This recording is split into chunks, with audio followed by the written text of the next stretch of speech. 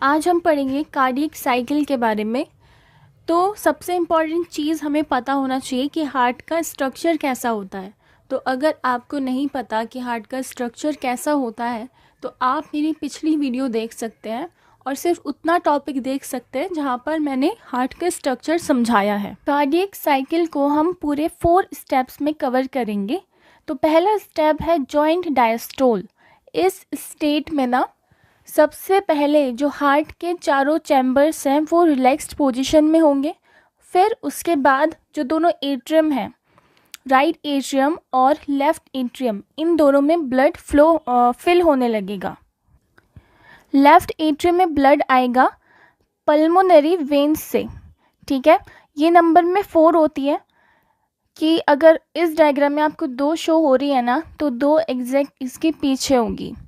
Right atrium की बात करें तो उसमें ब्लड आता है superior vena cava, coronary sinus और इंफीरियर वेना केवा से।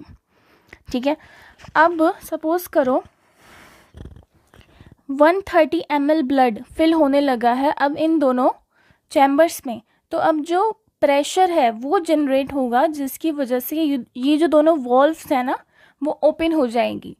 राइट एट्रियम और राइट वेंट्रिकल के बीच में जो वॉल्व होती है वो ट्राइकस्पिड होती है और लेफ्ट एट्रियम और लेफ्ट वेंट्रिकल के बीच में बाइकस्पिड वॉल्व प्रेजेंट होती है।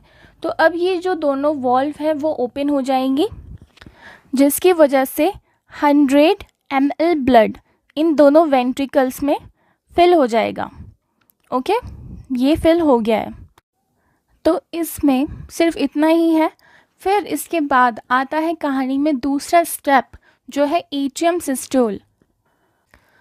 अब दोनों वेंट्रिकल में पैसिवली 100 ml ब्लड आ चुका है पर अभी भी एट्रियम में 30 ml ब्लड अभी भी बाकी है।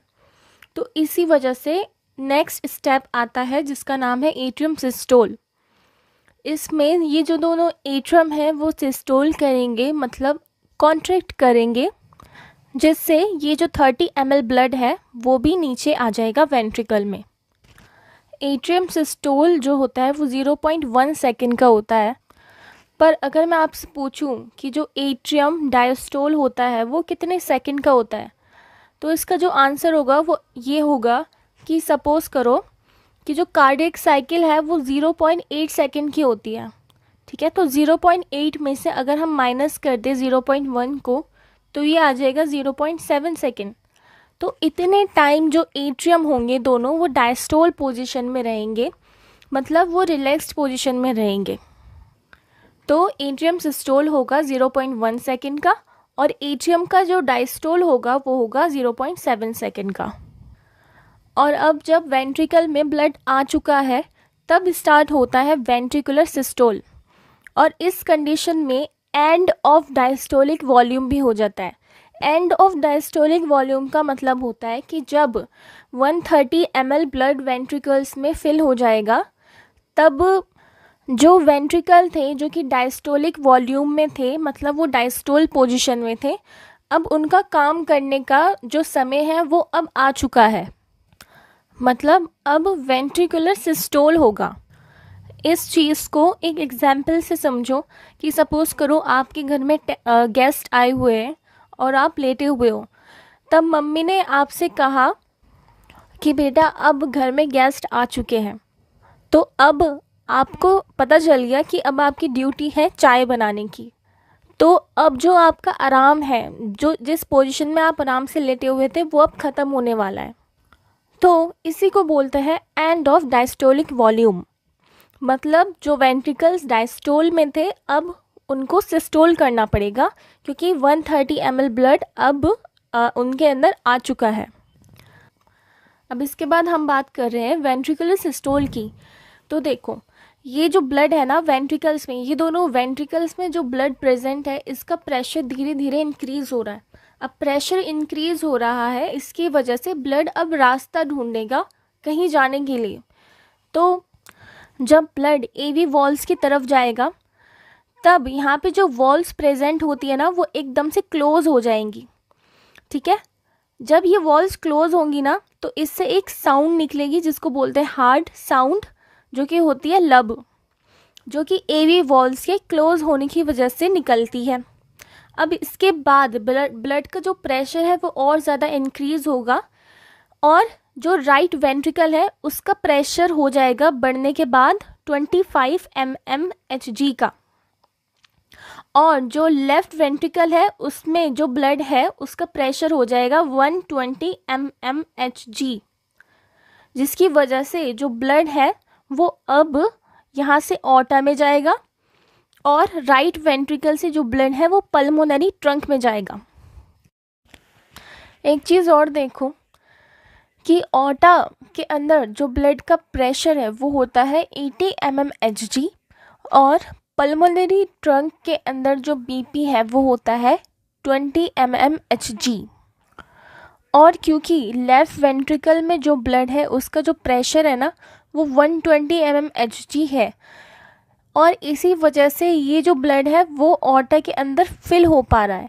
अगर ये प्रेशर 80 mmHg से कम होता तो ये पॉसिबल नहीं हो पाता। एज सेम अगर राइट वेंट्रिकल की बात करें तो राइट वेंट्रिकल में जो ब्लड है वो भी 25 mmHg है, मतलब 20 mmHg से ज़्यादा। वेंट्रिकुलर सिस्टोल होता है 0.3 सेकेंड का, तो वेंट्रिकुलर डायस्टोल तो आसानी से निकाल ही सकते हैं। कार्डियक साइकिल होती है 0.8 सेकेंड की, तो 0.8 में से 0.3 को माइनस कर देंगे तो वेंट्रिकुलर डायस्टोल होगा 0.5 सेकेंड का, मतलब 0.5 सेकेंड तक जो वेंट्रिकल है वो रिलैक्स पोजीशन में रहेगा, मतलब डायस्टोल पोजीशन में रहेगा। तो अब आ गया है कार्डियक साइकिल का लास्ट स्टेप जो है जॉइंट डायस्टोल। अब देखो, पल्मोनरी ट्रंक ने 70 ml ब्लड को पंप किया और ऑर्टा ने भी 70 ml ब्लड को पंप किया, ठीक है। अब जो वेंट्रिकल्स है उसमें भी 60 ml अब बच चुका है।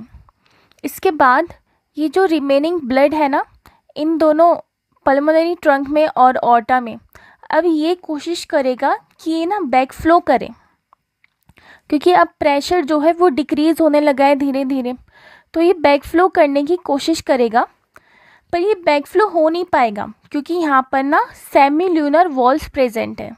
अब सेमील्यूनर वॉल्स की एक खासियत है कि वो एक ही साइड खुलती है, ठीक है। ये एक ऐसा गेट है जो कि एक ही साइड खुलेगा, दूसरी साइड अगर इसको खोलने की कोशिश की जाएगी तो ये क्लोज़ हो जाएगा। तो सेम ऐसा ही इसमें होगा। तो इसके क्लोज़ होने से एक साउंड निकलेगी जिसको बोलते हैं डब। तो हमें पता चला है कि सेमिलुनर वॉल्व के क्लोज़ होने से साउंड निकलती है डब और एवी वॉल्व्स के क्लोज़ होने से निकलती है साउंड लब, और ये दोनों ही हार्ट साउंड्स होती हैं।